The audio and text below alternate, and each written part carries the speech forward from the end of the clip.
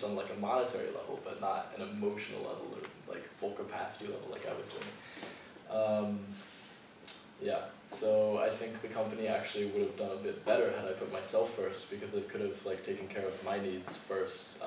So I would have like kept more money for myself and been able to, you know, I don't know, just like have more money for myself, which would have then let the business grow even more, because the people running it need to be flourishing in order for the business to go. So yeah, that was huge. Anything else? Any more questions? You said like one of the bullet points was like you struggle with like contracts and stuff like that. I was wondering if you could like touch on that, like what kind of struggles you went through. With contracts. Or I don't remember. It was one of the points, but like you touched on it, but I didn't really. Sure. So like regarding contracts, like I noticed that I was always getting shoved these huge long agreements by companies that wanted to do a deal or like contract me to build mining hardware or whatever, and these contracts were like pages and pages and pages long. But the most successful relationships I've had with other businesses are contracts that are actually like that I wrote myself, because I learned how to write contracts pretty good. I'm pretty good at thinking logically in that way and finding loopholes and making it like way more advantageous for my company than theirs, but like knowing that I won't exploit them because I'm a good person, but knowing that they could exploit me, so completely disabling from that. And I found that like if I could build all of that like very concisely into like half a paragraph or half a page, then CEOs or whoever I'm dealing with at the other company will actually really, really appreciate that. And the relationships that you have with those companies are much better, because it seems like they're way more trusting, and it's way more of a personal relationship, so they're way less likely to actually want to take advantage of you if you just set this kind of this precedent of like, hey, we're both people. Let's make sure this is beneficial for us both. So yeah, and then of course I just studied like law and contract law and stuff like that a long time also, in addition to like in addition to computer stuff, because I just found that interesting. It's the way the mind works when you're doing that kind of stuff.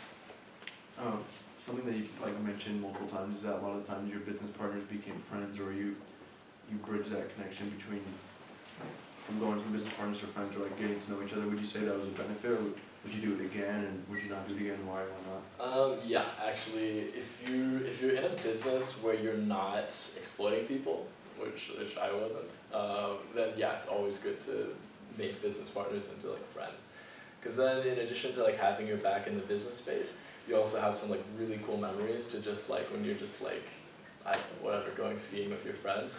You can that also have been business partners in the past. You have this really cool relationship of just like just this mutual like shared experience, which is like sometimes pretty profound.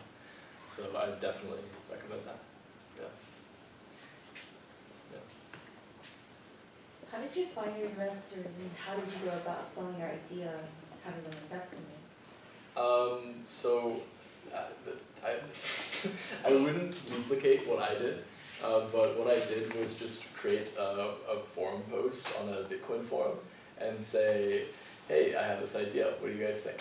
And a bunch of people were giving feedback saying like, oh, that's amazing, it's such a good idea, let's do it. And then a lot of people helped me kind of evolve that into a formal company.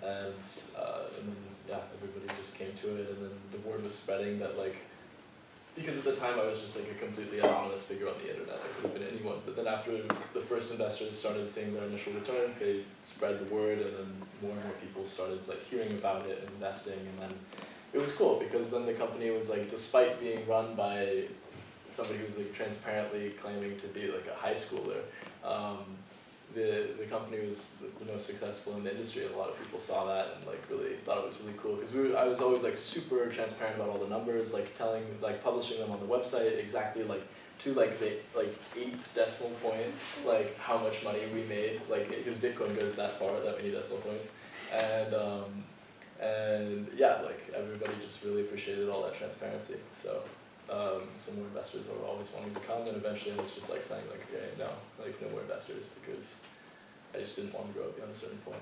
When I was younger, I had this idea that I didn't want to grow the company into some like huge corporation. I just didn't find that attractive. So I wanted to cap it off. though looking back, I could have like made a lot more money that way, but. Any more questions?